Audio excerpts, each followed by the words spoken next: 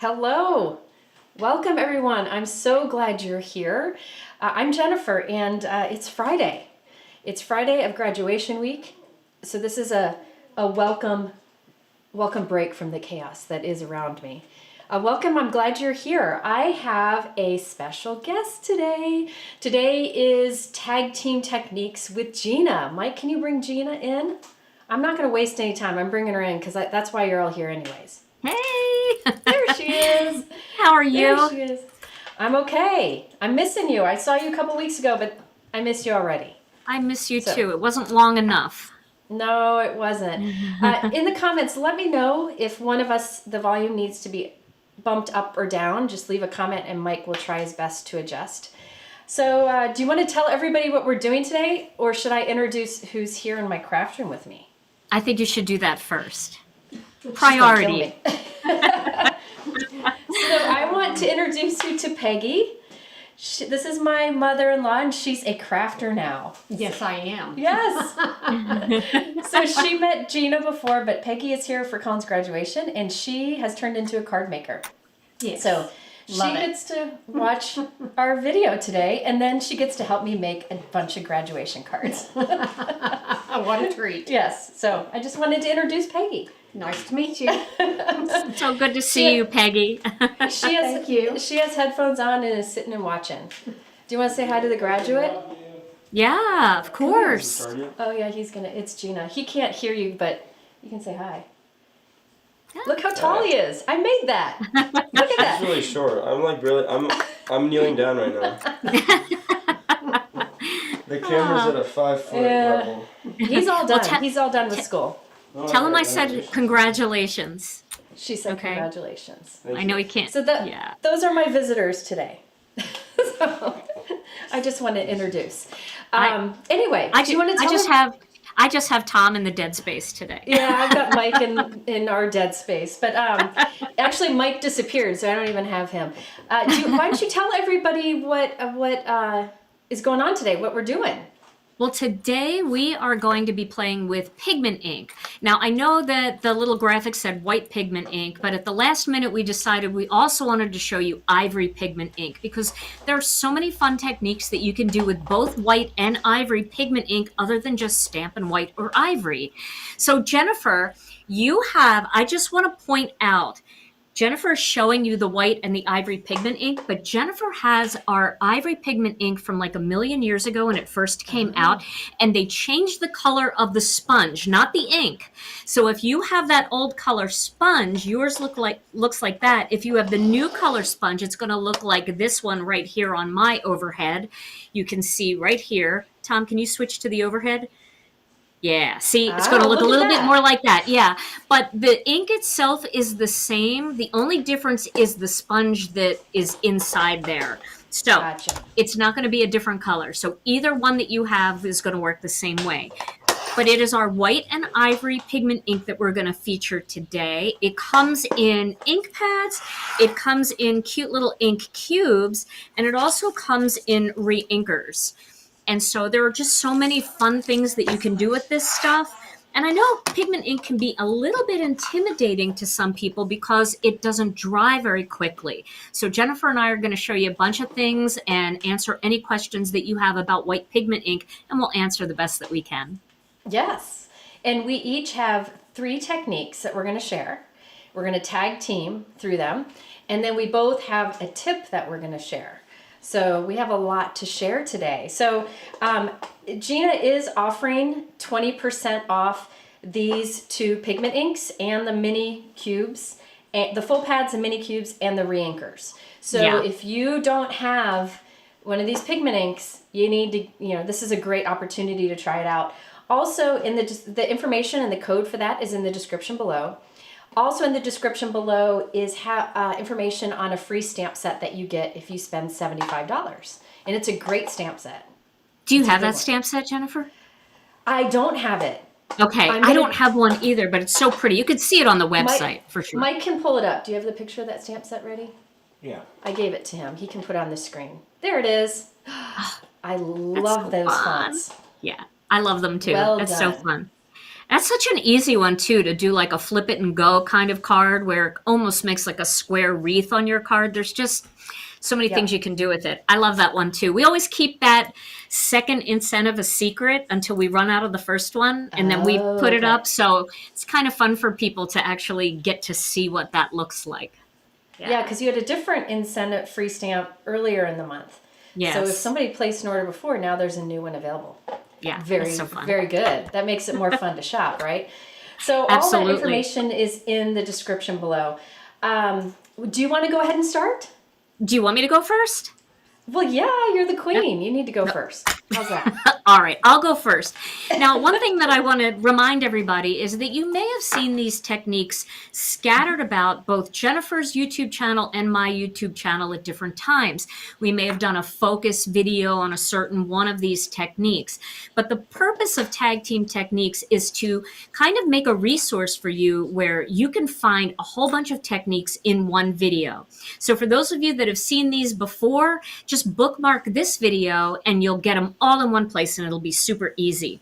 So the first technique that I want to show you today is, I call it a faux emboss. It almost looks like an embossing folder, and it kind of looks a little bit debossed. So I'm going to use my MISTI here for this. You do need to use a MISTI or other type of stamping platform to do this.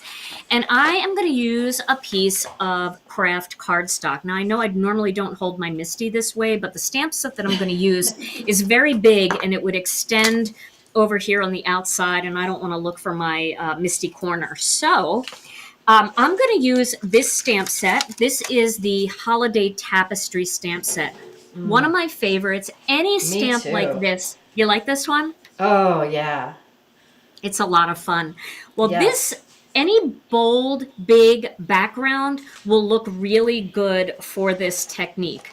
So there's lots of bold backgrounds out there. You probably have them in your craft room right now, but if you don't, you know, you can even go on our site and look at silhouette stamps, and this is one of them that will come up.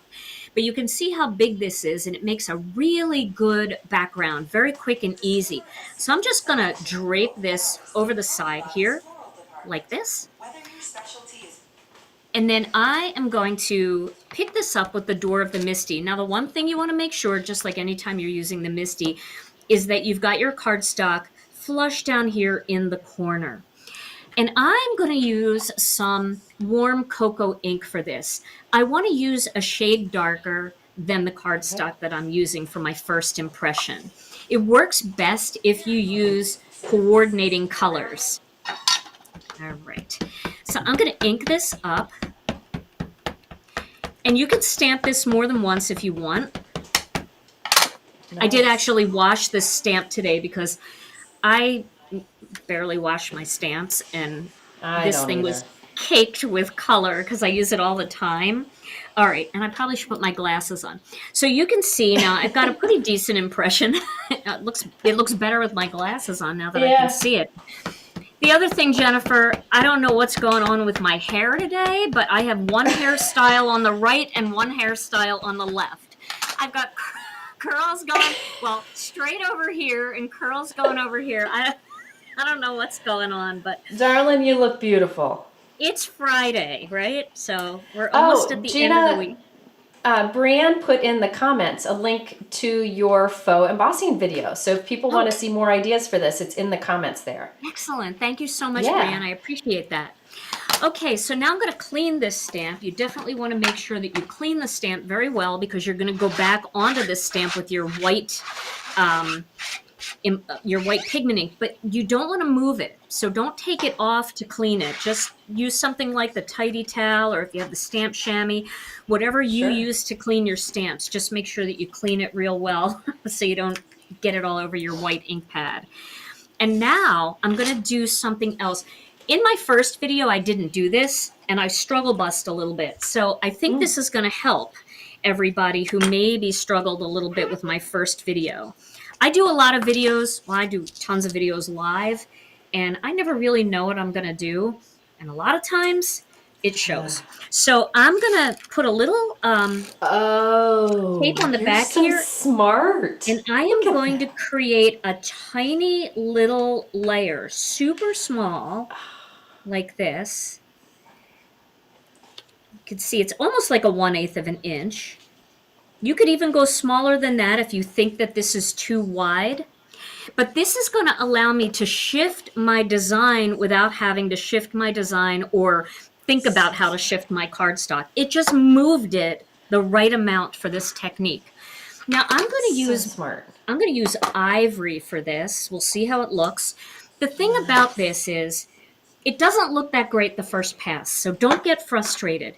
You do want to make sure that your cardstock stays in place, and you do want to do several layers of ink. So I'm going to ink this up with the ivory. This is genius, because I always just shift it and hope it stays there. But by putting that cardstock behind it, holds it. Never thought of that. Well done. There you go. There you go. Wait, What? is that card up against the top? It is. Okay. It is, because it's shifted a little bit, but that's how we want it. Okay, so now you can almost see. All right, so that's the first layer. All right, can you see already that it looks like an embossing folder now? Now I'm putting it back in place. It's got so much dimension. Right, so much depth there. All right, now I'm going to do a second layer because I want more of that pigment ink on there. I really want that to lighten everything up. But it's kind of, I mean, you might see this technique called a lot of things. Faux embossing, drop shadow. There's all kinds of different names for it. But whatever you want to call it, look at that. Now, doesn't that I call it offset stamping, but I do think what you know, this faux embossed look, that's definitely what it is. It looks like it's got so much dimension to it. And I don't know, Jennifer, don't you think it looks debossed? Yes, yeah. It looks like the opposite side of an embossing folder where you almost feel like if you touch it, it's going to press in a little bit. Can you hold it up a little bit closer to the camera so we can see it? Yeah, sure. Let me zoom in a little bit here for you guys. Look at that. How's that? Yeah, isn't that cool? So when I've done this in the past, I usually did the white first. But I like the white after. I feel like it gives more of a drastic result. It gives it more of that drop shadow look where underneath looks like a shadow, you know, kind of, yeah. And your idea of that little piece of cardstock to offset it is incredible. Incredible. Well, that really helps, and it allows you to stamp it more than once, because if you just slightly shift it, you better have it tacked down really good, because it's no longer going to be in the corner. And if you want to put that second or third or fourth layer on there, you can't do it unless you've got something like that. So, all right, so that is the first technique, and I call that faux embossing or faux debossing, we'll call it. Let's call it faux debossing. Let's call it that. I think that's great. A lot of times we'll text to plan make sure we're not doing the same techniques. And Gina will say, I'm going to do this technique. I'm like, what is that? And I'm like, oh, I know that. And then I'll say one and she's like, oh, what is that? Because we have different names, but it's okay, you know? Okay, Jennifer, can I tell them the funniest part of this? What's that? This morning, Jennifer and I were talking about the techniques that we're going to do. And then all of a sudden I texted Jennifer and I said, I have to go rewatch my video because I don't even know how to do the techniques. And I said, same. I did. Because I actually have a Gina K video that I did several months ago on why white pigment ink is the ink pad everybody needs to have in their craft room. And I put a link for it in the description below. It uses a bunch of your stencils and stamps, and it shows some variations of the techniques we're sharing today. So if you guys want more ideas of Gina's products with these techniques, check that in the link below, or in the description below. But yeah, I had to go back and find that video too. It does help, I'm telling you. It's save videos that you like, because it's really hard to remember, and even the creators of those videos don't really always remember, especially, 1,100 to 1,500 videos in. Right. Well, I can remember the name of every color. Like if you show me a piece of Gina K Cardstock, I can tell you what color it is, but I can't remember my kid's name. Why is this? Like, I'm like, what's going on? That's You motherhood, say, like, yeah. you call them every other name of people in the household before you get it right. Anyway, are we ready for my technique? We are ready. Let's do it. Okay. So Gina used one of my favorite stamp sets, that Tapestry one. That stamp set that she used is, oh, Gina's not in the corner. I want her there. There we go. I'll just keep it like this. That's okay. Is there another one? No. There. Oh no, that's me. Nobody wants. There we go. We'll stick with this. Anyways, so Gina used the Tapestry stamp set that I love very much. It's a holiday stamp set, but that image she used could be used year round. So I was really excited when she came out with the Tapestry embossing folder. I love this embossing folder. So I thought I'd show you a very easy technique that you can do with white pigment ink. Now you could do this with the ivory. You could do this with metallic if you want to, but there's something about this in white that is just beautiful. It looks good. Thank you. Mike, I just wanted Gina in the corner so I could see her. So I don't feel I'm like in the corner, but Tom adjusted my lighting. That's why that came up on the screen. Oh, okay. Sorry. That's okay. No, you're good. Mike just wanted to make sure I was good. So when you have an embossing folder, you can put ink on either where the pattern is raised or where the background is raised and get two different ideas. I am using it on where the pattern is raised. So I'm feeling this and I can feel like these little berry things are raised, and that's the side I'm gonna work on. And you have two choices how you do this. You can take your ink pad and just dab it or kind of slightly spread it around. If you have a brayer, you could definitely do that too. The advantage of using a brayer to add the ink is if there were a lot of background space, you might get some ink accidentally in that background and you don't want it there. But this is kind of a tight pattern, so I think just going direct to the embossing folder with the ink pad is going to work just fine. So I'm filling this with white pigment ink. I'm very lightly applying the ink. I'm not pressing too much because then it'll like ooze into the background. I only want it on the raised pattern. And you can see when you have, the nice thing about the white pigment ink is I can see that I've inked it all up, right? So now I'm going to take one of my favorite colors, if I can find where I put it. Where'd I put it? Dang it. Gina, it all walks away. It does. Only when you're live, though. It's there when you're not live. Yep. Yeah, I just had it. Let me get another piece. I got to get my Tranquil Teal because I don't want to use anything else. Tranquil Teal is the best. So I've got Tranquil Teal here, which I like this color so much that this is what I use in my stencil pockets for storage, is this color, because I like it so much. So let me cut a piece real quick. It's a Jennifer color for sure. It is, it is. You can see here, so like, here's my Gina K stencil pocket, and there's Tranquil Teal in the back.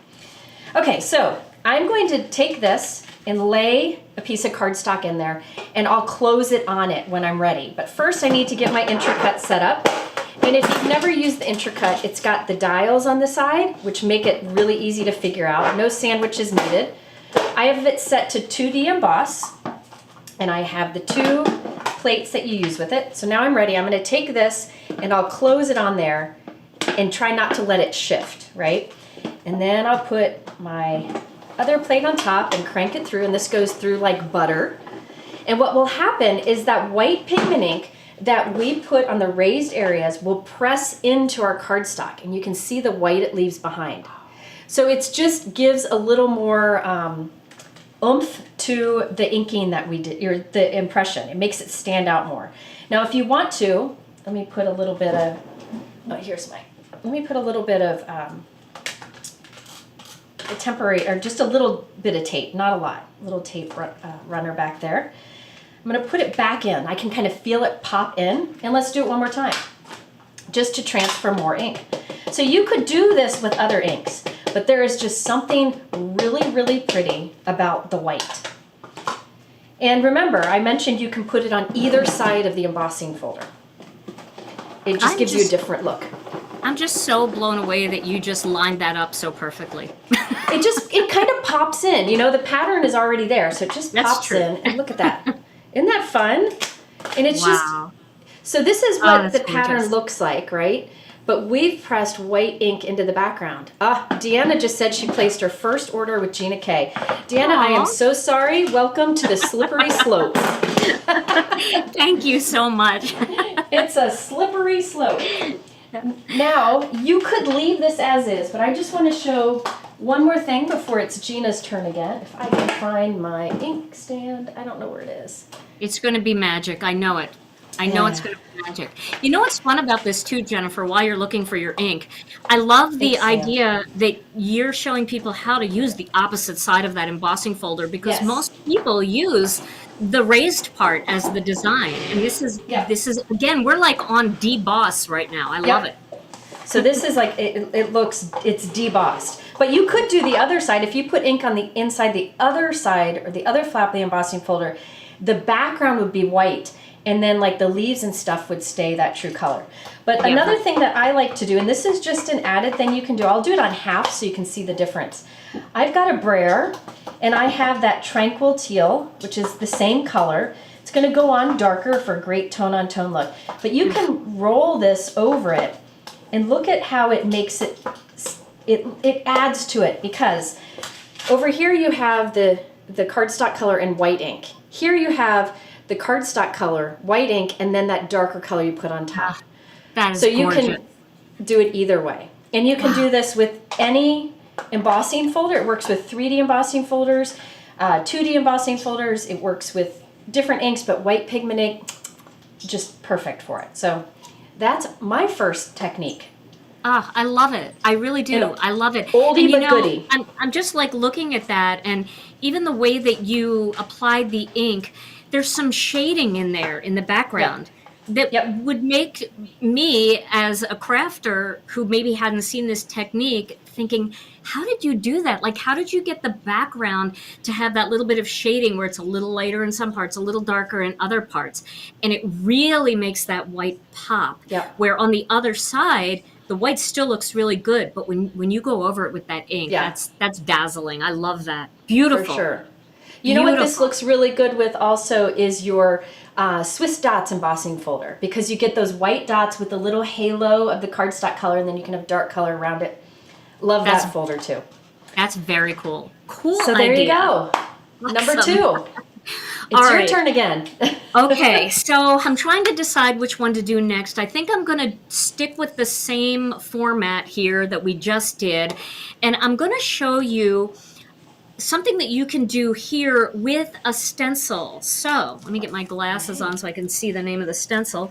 This stencil, where is it here? Oh, does this not have the name on it? It's Bold, you know what? Bold Bouquet. It's Bold Bouquet. Yes, thank you. I know that because I love it and I use it all the time.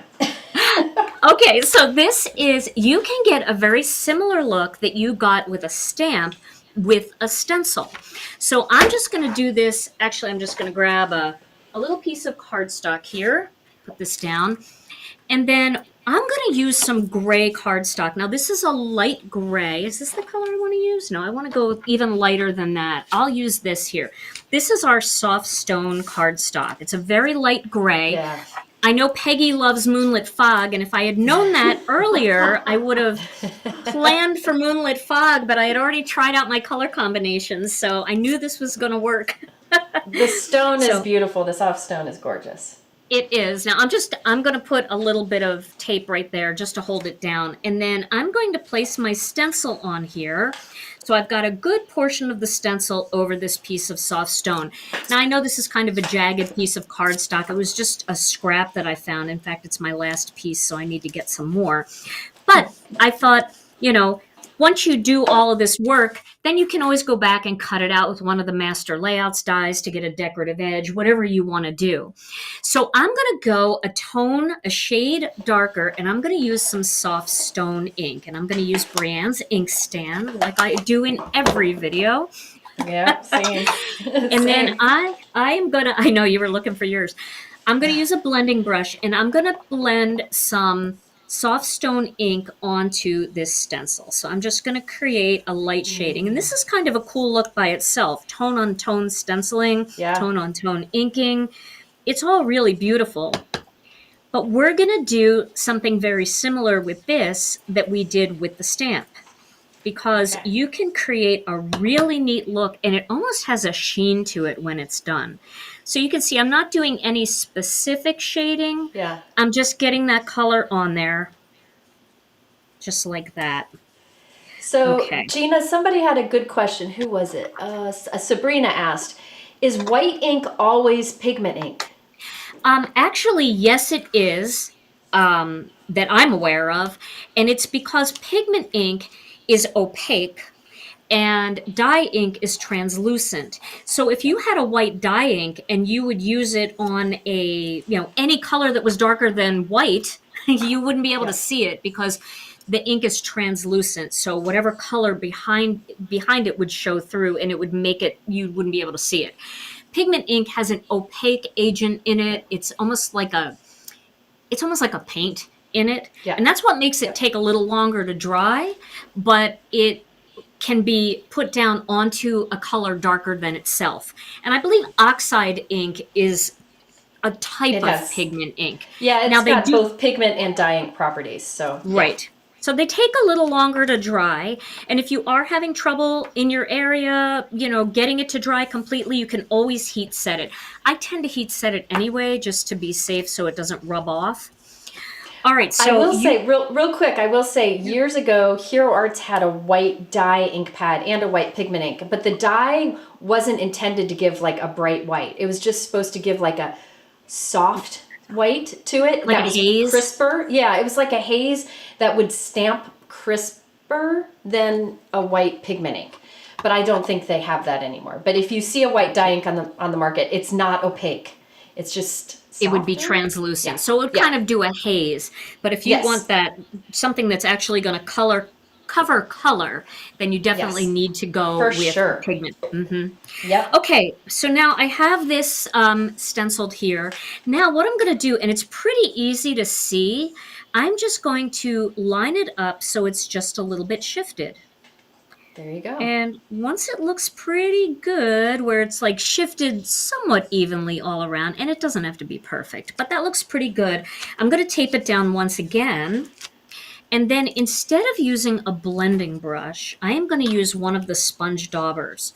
I find that using a blending brush, the blending brushes just get really crispy after you use pigment ink. They don't dry soft. You really have to wash it out. And, who needs that? Plus, I find that when you're blending white pigment ink, you get swirly lines in it. And I guess it can be cool if that's the look you're going for. But using something like this, which is a sponge dauber, or using a paper pouncer, something like that, is going to allow you to push some pigment ink down through the stencil. It keeps it a little more crisp. See how I'm just kind of getting it in there? Look at and that. Because it's very puffy and spongy, it can sink down into those smaller areas. And when I do this, I kind of push and twist a little bit. So I'm like twisting to the right just a little bit. I did clean my stencil off before I did this because I am going back and forth onto my white ink pad. But if you get a little bit of color on your white ink pad, don't worry about it. You can blot it up with a paper towel. It's not going to totally change the way the white works. I haven't noticed any problems. And I get ink on my white a lot. So yeah, I do too. Yeah. It just means we love it. We use it a lot. Amen, right? Yep. Absolutely. Somebody mentioned that trying to remember all these ideas that we're throwing out today. Remember that there will be a live replay. So, and you can also pause it right now and rewind if you want to, but there will be a replay up so you can catch anything because we're going to have a lot to share with you today. So, yeah. And if you are interested, Jennifer and I alternate channels. So last time we were on my channel, this time we're on her channel. You can go find all of the tag team videos, both on her channel and mine, and you can create your own playlist on your website so that you can find them all in one very convenient spot. Yep, that's a good idea. Right. Very good idea. Somebody did ask how long the coupon code is good for, and it is good for today and tomorrow. There you go. We have a new release in the coming description. up. Right. Because we have a new release coming up on Tuesday. So we want to be able to get all of these orders for your pigment inks out before our new release. So, okay. So there, I put a little elbow in there. And now let's pull this off and see what it looks like. Oh, isn't that cool? It almost looks like we took some embossing paste and just put embossing paste over the top. Yeah. It's a beautiful tone-on-tone look, and it really does have dimension, even though that is as flat as a pancake. That is cool. So it's it's like before you did on your first technique, you did offset stamping, and this is offset stenciling. Yes. Tom, go back to the overhead for a second. I am just going to cut down our brightness a little bit. I don't know what's going on with our cameras today, but we are exceptionally bright. So I'm going to just take that. I'm just going to take that down. I think that's probably pretty good. Does that look a little bit better? You can see it a little better. Yeah, it's gorgeous. Yeah. It does. E. Miller said it looks like the ink is rising up off the paper. Definitely does. Yeah. Isn't that cool? So much fun. Yeah. So that could be like a faux embossing paste technique. Yeah. Why don't we call it that? I like it. And this would be cool with like a geometric even, or like stripe. You have a stripe stencil. It would be neat to do stripes in color and then offset it a little bit and then do stripes in white. And that would create something, even more amazing than just the solid ink stripes. So I love it. Good. Very fun. All right, Jennifer, back to you. My turn, huh? My turn. Okay. So mine is kind of a variation on that, kind of. There we go. Wait, how do I get to her? In the corner of me. Mike's going to change it. Okay. Normal overhead. There we go. Okay. All right, there we go. I need to be able to see my friend. So I'm going to do a variation on what she did.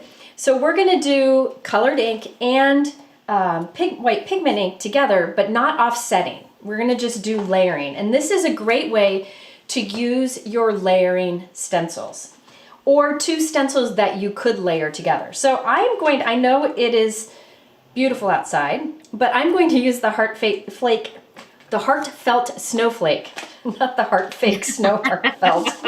Anyway, this is 3 layering stencils that are perfect.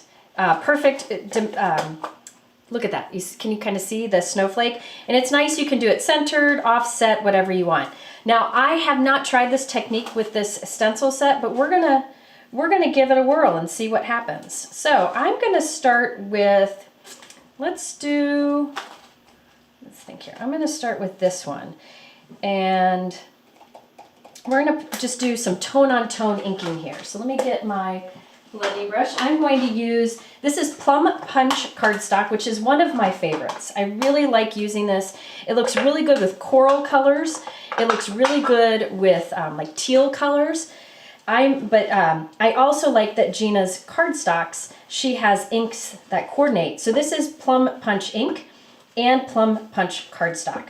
So we're doing a tone on tone here.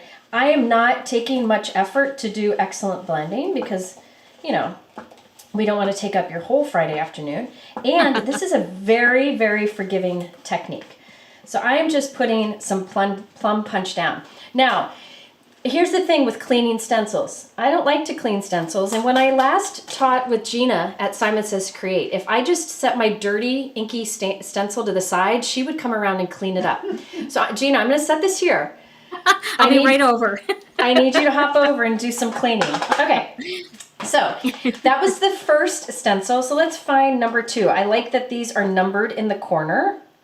So this is stencil number 2. So we'll go to that next. And it's very easy to look through to see that you have it lined up, or you can, line up the edges, but I'm just kind of eyeballing it here. So this will add some details on top of it. So I'm going to use white pigment ink for this. Oh wait, that's my ivory. Let's do white. Now I am with Gina. I prefer to use some sort of foam inking tool. I really like her daubers, but I need to get some new ones. I don't have one for my white pigment ink. I use mine with clear embossing ink. So I'm using a Tim Holtz ink blending tool. And I do the same thing. I kind of pounce and twist a little bit. Yeah. And this will give a nice white over the plum punch. Now, if you're worried about getting your colored ink on here, what you can do is smush it onto like a work surface. And that way, if you're accidentally bringing any of that plum punch ink over here, it won't get onto your ink pad. So that is one way if you're worried about color getting on your ink pad. But honestly, I don't think it, I usually don't worry too much about it, but you can do this on like, if you don't have a glass work surface, you can do so like on an acrylic block or like a plastic plate or something. All right, so I did some white pigment ink. I'm gonna set this aside for Gina to clean. And look at how that, the white kind of picks up that, the plum punch behind it and gives it like a light pink look. Because that ink, that plum punch was still a little wet, it kind of picked up some of that color. If I wanted this to stay true white, I should have heat set the plum punch first or given it some time to dry. But I like that it picks up a little bit of that color. Now, before the next step, this is really important that you heat set this. So I am going to how about Gina, while I heat set this with my heat gun, why don't you share one of your tip? I'll mute myself and heat set this. Okay, that sounds good. Yep, works for me. I'm gonna mute myself. Okay. All right. So I have a little tip for you. And my tip is all about embossing. So if Mike can switch over to my overhead, I'm going to show you how. All right. Tom, can you go to the overhead? Yeah, Mike has to do that. Jennifer, we can hear you. Okay. Oh, we can? Sorry. Yeah, that's okay. All right. So what I'm going to show you is a way that you can get better embossing with white embossing powder by, instead of using clear ink like a Versamark or an embossing and watermark ink, using a white ink. So I'm going to use this embossing magic pad here. You can use this, or you can use one of the little powder tools that are available. And let me get my my MISTI here. Okay, so I'm going to take my MISTI and put my cardstock in here, and then I'm going to pick a greeting. So I don't know, Jennifer, we seem to be doing Christmas greetings. Let me pull one from this Wild Blossom stamp set. So I'm going to take this thank you greeting, and I'm going to ink it up using some white pigment ink.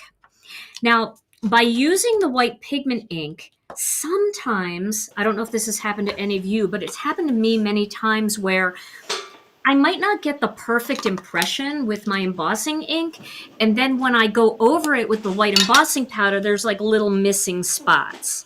If you use white pigment ink and that happens, anywhere that there's little missing spots, you really won't see because it's going to be white under there. And pigment ink is a great embossing option if you don't have embossing and watermark ink. And you can use it underneath other colors too. In fact, once you put that powder on there, it's going to cover the whole thing anyway. But if you're using white and there are any little spots that are missed, the white pigment ink will just fill in the gaps and it'll look great. So I have some of the fine detail white embossing powder here, and I'm going to put that on there. I've got a few little frays. So if I have a fray, I have a tiny brush. This brush here that I bought, this is a really expensive watercolor brush. And nice. I bought it to learn to watercolor. And I found out that I don't know how to watercolor. So now I have a really expensive dust brush, which is ridiculous. Stupid. But like, girl, wow. I'm with you. I'm with you. I was trying to be Christina, but that didn't work out. I gave up on that a long time ago.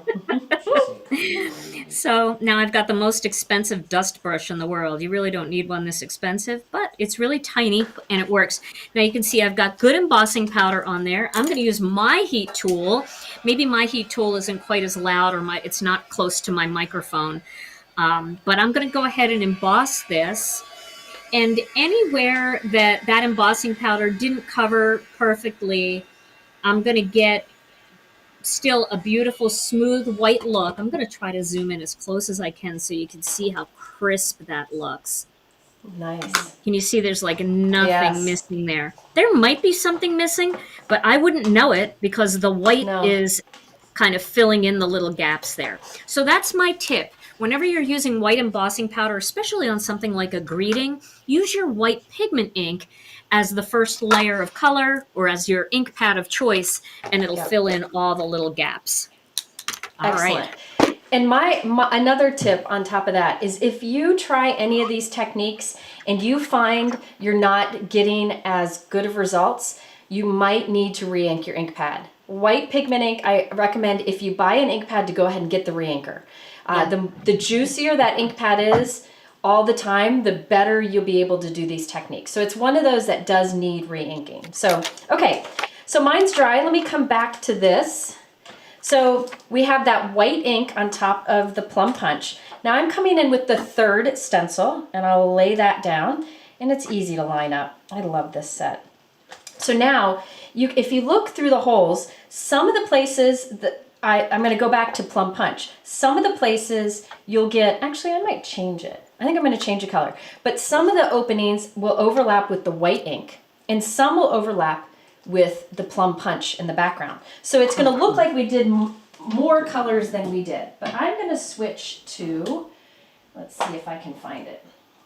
Let's do dark lilac. Why not? So I'm gonna switch to dark lilac here. And I'm first gonna go in like the open areas that goes directly onto the cardstock. I love this lilac color. Also the orchid would be pretty here. So I'm putting that over the stencil and then I will go add it on top of the white pigment ink openings too. I kind of like to pounce a little bit because I don't want to remove any of that white ink. And remember, I did heat set that white ink. So I'm just kind of pouncing over it just to get a little bit of that color. Now let's take it off and look at that. So now we have that dark lilac. Notice that where I put the dark lilac directly onto the plum punch, it just made it darker. But here on the white, you can see the true color of that lilac we put on top. Oh, that's so cool. So if you have like a floral layering stencil, I know Gina's got several of those. Instead of using like a light, medium, and dark color, try like the first layer in white pigment ink, the second layer in one color, and the third layer in another color, and it'll just give a different look on a dark color of cardstock. So this works really well on dark colors of cardstock. Another thing, by the way, with the stencil, you could go back in with this stencil, but instead of it was rotated, it was positioned like this, just rotate it a little bit and then ink it again. And it will give you even more interest. And you could do that in white. So you could really build this up a lot. I did want to show you one that I did off screen. This one is the Spectacular Sunflower. I did a video using this layering stencil set and it shows you how to make 4 cards at once. I have that linked in the description below. But let me just show you what I did with this stencil. I started with the first layer, which has the most solid openings, and I did white pigment ink, but instead of like kind of, Gina and I said we pounce and then kind of turn a little bit to get smoother. For this, for the white here, I just pounced and then I faded out on the tips. So it has like a speckled airbrush look. So I did white over the first. Then the second, I came in with plum punch. And then I did the centers with white. So let's see, I lined it up first with the white like that. Then I rotated it and did it with the plum punch. But what's cool is look at, the plum punch dried and it almost picked up like an indigo color. I just like that. Sometimes colors on top of white pigment ink kind of change as they dry. And so this was plum punch cardstock, white pigment ink, and plum punch ink. And I just think that's amazing. Beautiful. That is, and you know what I like? Show that real close again the way you just did, because it's so cool in the center when you rotated it. Yep. How it just made those complete circles that weren't there before, and they're beautiful. So that's gorgeous. Kind of a variation of your technique. I offset it a bit more. I just rotated it a bit more. But that just shows you how you can use your white pigment ink on dark colors of cardstock with your layering stencils. So if you want to stretch your stencils and use them on darker colors of cardstock, try using white pigment ink in the mix. So that was my next one. That's so it's beautiful. Back to you. That's a great technique. That is awesome. All right, and you've been doing turn. more. Yeah, you've been doing more layering stencil sets. Some beautiful florals that this would be great for. Yeah, super fun. I love that. All right. And since you didn't come over, I'll clean my own stencils. I guess, yeah. I get. Thanks. And you know, if you're working with You're welcome. If you're working with layering stencils, one kind of easy way to clean your stencils quickly in between is using a little rubbing alcohol, unless you're that's what I'm sensitive doing. to it. I'm not sensitive to it at all. And what's nice about it is if you want to get that stencil right back in the mix, rubbing alcohol just evaporates so quickly that you don't have to worry about drying it and having it ruin your cardstock. So there's Jen doing her alcohol inks. I love it. Or alcohol cleaning. Since you won't. Yeah, I know, since I'm not there. Sorry. I need to work. I get it. All right. So my final technique today is an oldie but goodie, but for some of our newer friends who maybe haven't seen this before, I think you're going to like this one, and it's called Black Magic. And it is a way to color on your black or dark cardstock. Now, I have a couple of videos on my channel using the Black Magic technique. I also have one called Craft Magic, which is very similar, does a very similar thing. But using white pigment ink for this makes all the difference. So I'm just going to tape this down here like this. And then I'm going to use this stamp set. This is called Wild Blossoms. This is one that I reach for over and over again. Oh. I love this one. I get very hooked on certain stamp sets that, gosh, this came out probably 12 years ago. I don't have it. What? Oh, I have to get this for you. I think you would love this one. And it's one that I use over and over again, and I think you would like it too. So I'm just going to do it right in the middle. You can do this along the side. You can do it however you want. But I've taped everything down because I don't want it to move, because I do want to do a couple of extra layers of white here. And I've already lost my white. Oh, here it is. Hey, Gina, real quick. Yes. Real quick. Somebody, Shannon wants to know what kind of tape you're using. This is Pixie tape. So Pixie tape is nice because it will hold everything down really well, but it doesn't tear your cardstock. You can also use something like Masking Magic for this as well.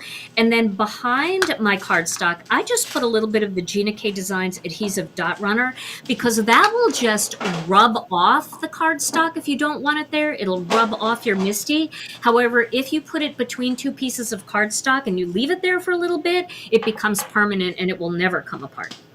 All right, so I am going to just tap this ink on here. Let me get into the picture a little bit more. I know I'm pretty close up. Are you using white or ivory? I'm using white for this. Okay. So I'm going to do a couple layers here, and I'm going to use my little tool here just to put some pressure on. And that looks good, but I want it to be brighter. So you can, that's the nice thing about pigment ink, is you can layer it up so that it gets whiter and whiter and whiter. So if you want a really, really white, bright look, just go ahead and do 3 or 4 layers and it'll get super white. But if you want just a mist of color, you can use just a tiny bit and just get a haze, kind of like the dye ink we were talking about. I'm going to go one more time here. Another tip, if you want it to be super light, sometimes like I'll stamp it once and then I'll take a piece of scrap paper, lay it on top and rub my hand over it, and that will pick up like any of that extra ink that's sitting on top and leave you with like a really soft image, which is great for just a subtle background. Definitely. It's a great tip. Okay, so now I'm going to use some of the small buds here, and I'm just going to put them here. There's like little blossoms in here that you can add wherever you want. Wherever there's little openings, you can add these. And there's different ones that you can use. Yeah, so we're all like really impressed with this stamp set, and we're very glad you're using it today. Oh yeah? And now we all need to go get it. I do have it linked below. It is called the, what is it? I have it in the description. Wild Blossoms. Wild Blossoms. It's there in the description below. Yeah, it's a good one. It's, if you type on my channel, if you just type Gina K Designs Wild Blossoms, you'll find so many videos where I use this. And I think that that's fun. You know, if you buy something, it's nice to know that there's lots of inspiration out there for it. Yep. So. And also, somebody asked, let's see, who asked this? Where does it say it? Sue. Sue asked, how do you clean your stamp set with, or stamps after you use white pigment ink? Oh, that's a great question. What I do, and everybody's different, I will just wipe them down with my tidy towel, but I will go back and take them to the sink with an old toothbrush and a little bit of dish detergent, and I just scrub them, and they come out just as clean and brand new as ever. That's what I do. Nice. And I promise I don't use Tom's toothbrush. Everybody always Oh, yeah. You always joke about that, and somebody at Create gave Tom a new toothbrush because they did, because they didn't believe me. yeah, no, I don't like to clean. Who wants to clean in the sink? If you want to get it really clean, I recommend what Gina does. I usually just I will either mist my stamp with water and then wipe it with a dry cloth, or I'll use a baby wipe. But usually I just wipe it with a wet cloth, and I wash my clothes or cloths in with my clothes all the time, and I've never had any trouble. Me too. Now, if my son's throw 'em walking right in around wash. with a big pink blotch on his shirt, maybe that's from the ink, but I haven't seen it yet. So That's great. Okay, well, you can see I'm cleaning here with the tidy towel, and it's getting pretty clean. But Yeah. I know what she was asking, because there are little cracks in there, and that ink will get in there. But if you take a toothbrush with some dish detergent, it'll be gone in a flash. All right, Jennifer. Well, I am going to actually do some Okay. embossing here. Not embossing, but I want to dry it with my heat tool. So Tom's going to turn down my microphone, and maybe you want to give your tip. yeah, I have Okay. a quick tip. While she heat set her, Okay. she does heat setting for hers. Perfect.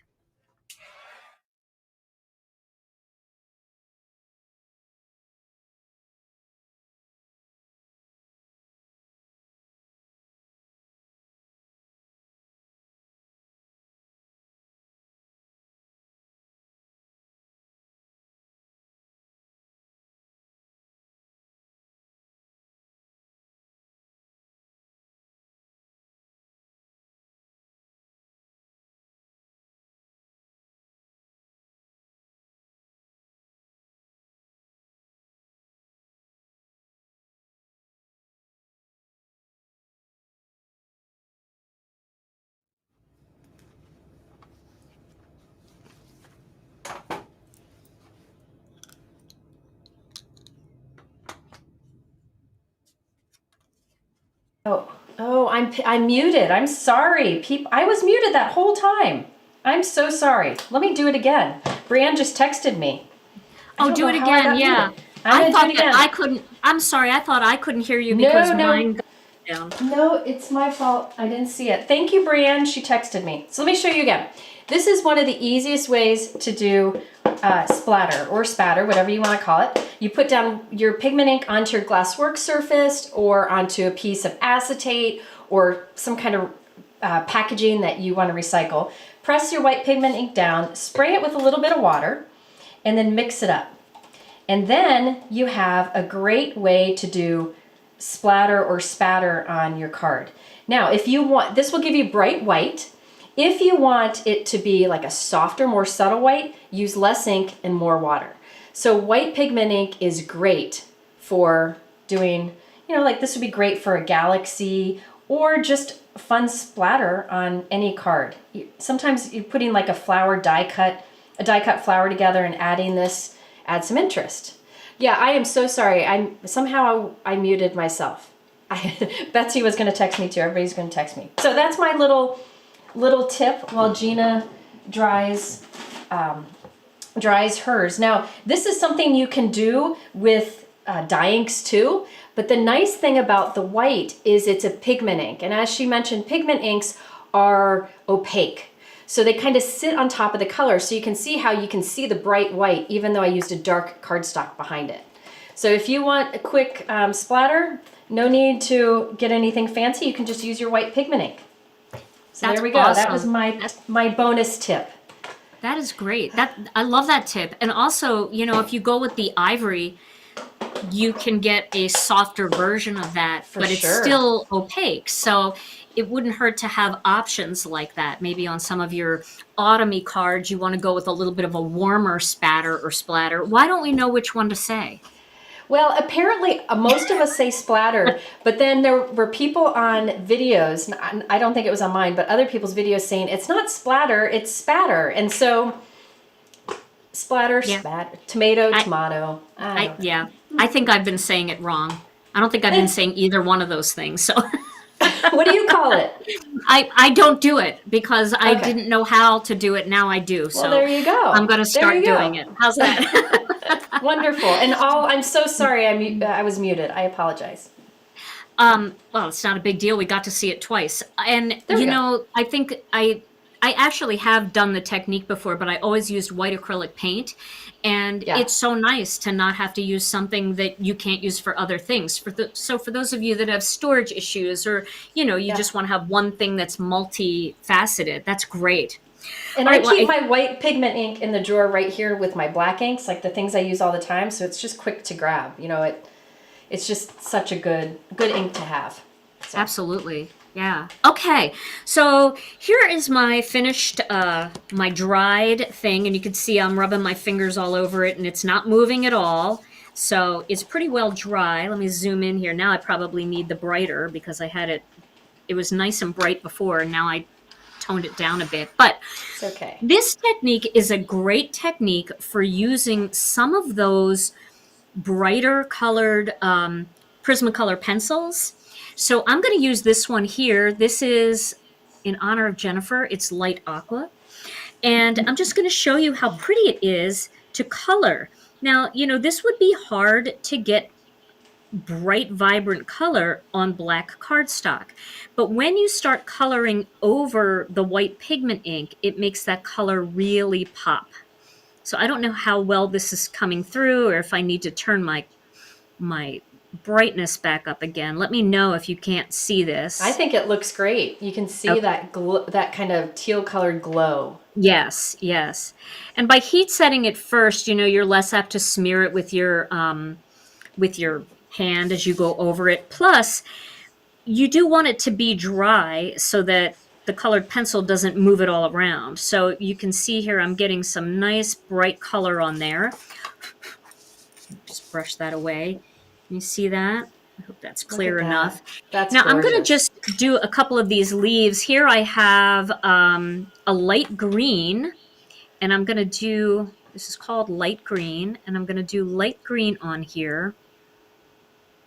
So basically, like the white ink is kind of a base that Right. kind of softens it so the color becomes brighter. Is that right? Right, exactly. Yeah. Ah, so Yeah, pretty. and you can color on it.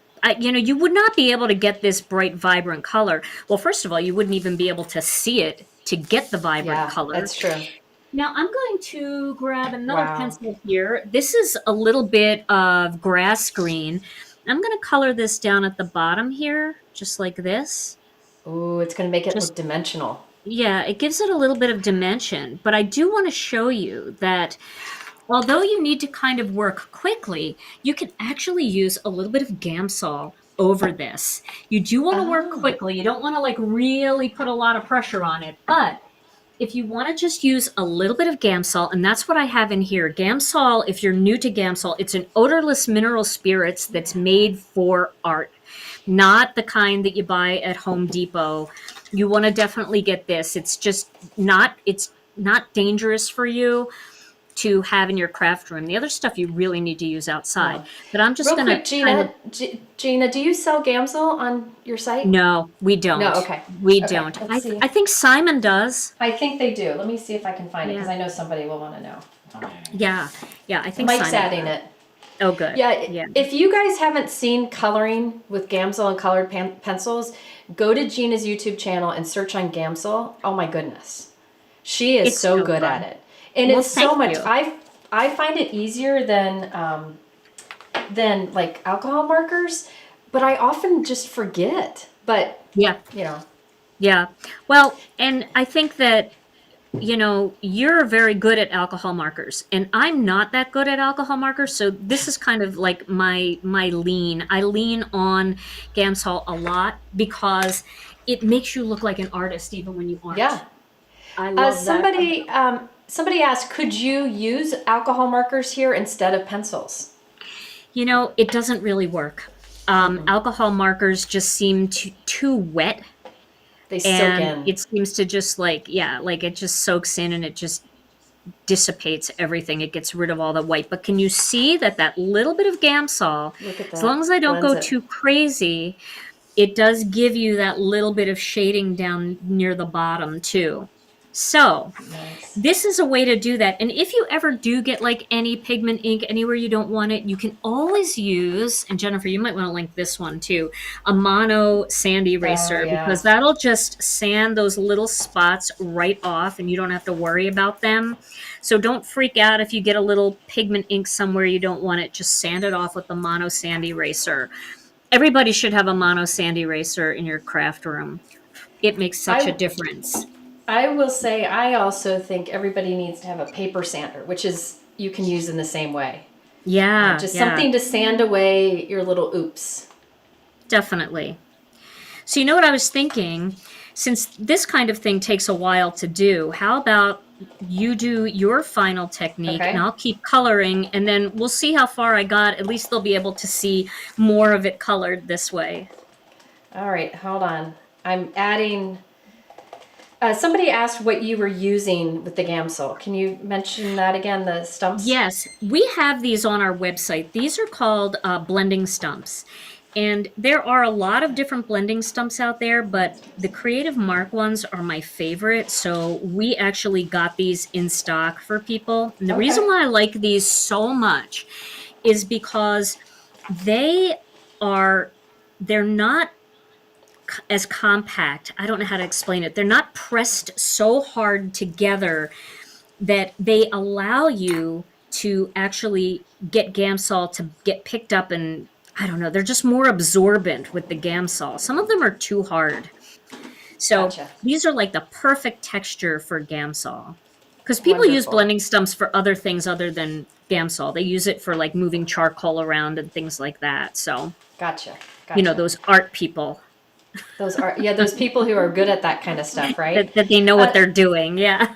So somebody just asked about, I said paper sander. Gina mentioned the mono sand eraser. This is great for removing little blips. You know, like say you get a fingerprint, you can kind of sand things away. I like the paper sander. It's a little more coarse, but like right here, let me do it on some scrap here.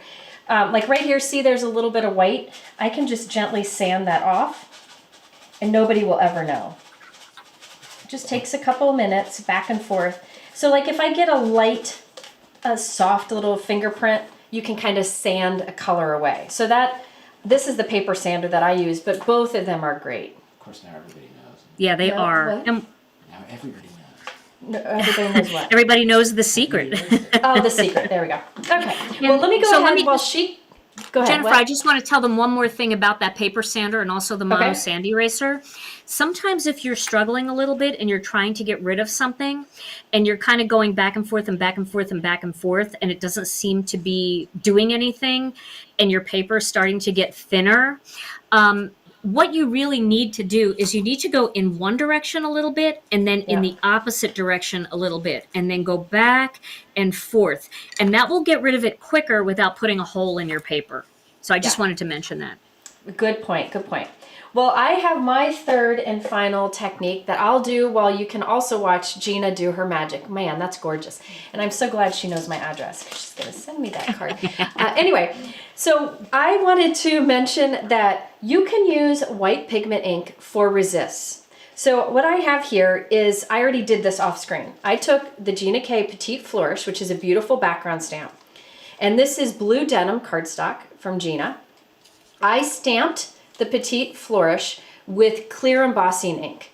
Then I added clear embossing powder and heat set it. So this is just a clear heat embossed image. And you can see it's beautiful, it'll be great for background, but you can do a resist with pigment ink. So again, this is just clear heat embossed.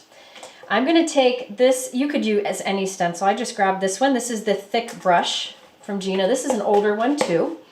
And now I will put onto this some pigment ink. I'll use the white pigment ink, and I have a sponge dauber here, and I'm going to pounce it on there like Gina said, we like to kind of pounce it. It puts a lot more color down than if you go like this, see how light it is? Now that's pretty. If you want a light amount of pink, you can go like that. Or go in swirling motion. But if you want more, you want to do kind of a dabbing. And I kind of dab and twist. So this will give a resist, because what happens is right now you've got a lot of white ink on top of this, but we're going to wipe some of the excess ink away. And wherever there was that heat embossing, it's going to resist that white ink and the heat embossing will pop up. So I covered this with white ink. It doesn't have to be perfect. Before you remove the stencil, you'll want to take a dry cloth and just kind of buff it. So see what's happening is the image comes back out. That embossing, the white pigment ink wipes off of that dry, or the heat embossing that we did. So the heat embossing is resisting that white ink we put on top. So now let's remove this and look at this cool look that you get. So you can see. Wow, So that is gorgeous. Another thing you could have done is do that heat embossed background stamp and then stamped a big solid white pigment image over it, and that would work. Oh, Brienne just put up a pigment ink resist video there in the comments if you want to see more. So this is just a way to use your stencil and background stamps together, because the heat embossing resists that white you add on top. Now, I do want to mention, and maybe Brienne can find this, the link, but the last time you and I went on one of these tag teams together, did we cover stencils? Was that what it was?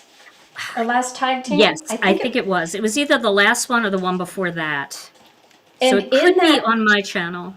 Yes, I think it's on Gina's channel. Maybe Brienne, she's our link ninja, or video ninja. She can find anything quickly.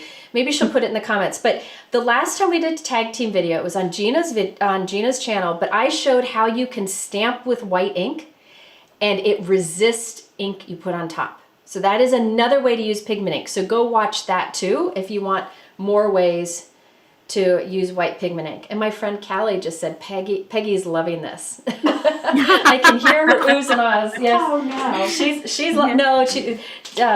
She's right. I think Peggy could get used to this. So there we definitely have it. So have to get Peggy at Create next time. Definitely. for sure. For sure. I don't think we'd So- see her though. Once she gets there, I think she'd be doing make and takes. I don't think we'd ever see her. So somebody asked if the chat would be available afterwards so you can get links to those videos. After the live is done, Brienne sends me all the videos she linked and I add them in the description. So it'll probably be in a couple days before I get to it because of graduation. But yeah, I will add those videos in the links so you'll be able to find, in the description below, so you'll be able to find them. That's there you go. awesome. All right, I'm almost done. A couple flowers here. So I just wanted to just finish a little bit so that you can kind of get the feel of So what pretty. this looks like. So you can see it's very much like, it reminds me of that lacquerware furniture. You know, the cloisonne kind of look. I mean, it just has such a pretty look to it. And you could do this with bright pinks and bright oranges. And as long as you have that white pigment ink under there, everything just kind of glows off of the paper. And it looks like you colored it by hand. Yeah, it You know, does, like because it's you almost did like the no line colored coloring. pencil. Yeah. Wonderful. Real Yeah. quick, somebody said, what colors of cardstock did I use? Let me just show this real quick. This was Blue Denim from Gina, Plum Punch, and Tranquil Teal. Those were the colors that I used today. So there we All have right, it. so should we show those techniques one more time too? Sure, sure. All right. So, I'm too close. All right. So, look how fun! Look at all the things you can do with the pigment ink. I don't know where my little black piece of cardstock went with the word, but here it is. Okay, there we go. Okay. Man, So, all look the at different those. things you can do. Mm-hmm. And this is Very just some of what you can do. There's a lot more. Jennifer more. and I often talk after the live, and we say we should revisit that same product technique again and do a ton more things with it, because it's just so much to try to fit into a little over an hour. But But here are 6 techniques and 2 tips to get started. So that's a lot of fun stuff you can play with this weekend. Absolutely, absolutely. And if you want more ideas of using Gina's products with white pigment ink, this same white ink we used today, that video is linked on the bottom of my supply list in the YouTube description. So you can see more, and it shows more of using white pigment ink with some of your layering florals. I even use it with your wreath builder. So lots of ways you can use white pigment ink. Gotta have it. Gotta have it, right? Awesome. Gotta Wow. have it. All We right, did it. now we got to plan June. Yes. We have something exciting coming in June, don't we? We can't really say anything, do. but the end of June. End If of June. Gina and Jennifer had a baby, it's coming in the end of June. Yeah. That's the truth. Yeah, we're going to have a lot of fun for that tag team video. That's going to We be will. longer. We're not going to be able to will do be. it all in an hour. No. And anybody who was at Simon Says Stamp Create knows what we're talking about. Yeah. They get a little. And I think a few people have shared it out there on the internet and on some YouTube Okay. videos. So you might be able to might find be able it. to find it. Yeah. But wait till you see what we have in store for you. Well, everybody, this was so much fun, wasn't it? Yes. I always love spending time with you. I needed it. This is a hard Yeah. week, as you know. Graduation time is I hard. know. So this It was is. a nice break. Thank you. But a huge congratulations to Colin Yes, and you, thank Mama, you. because it's not hard to get a kid through. It's not easy to get a kid through 13 years of school. Well, here's the thing. You know, there were like 14 baseball banquets. I'm like, where's the mom banquet? Like Yeah. the mom and dad, grandparents, you know, the village banquet. Like we need that, but Yeah, That's we okay. do. we Yeah. get it. Okay, so anything that we talked about today is in my description below. Also in that description is how you can get a free stamp set from Gina if you spend $75.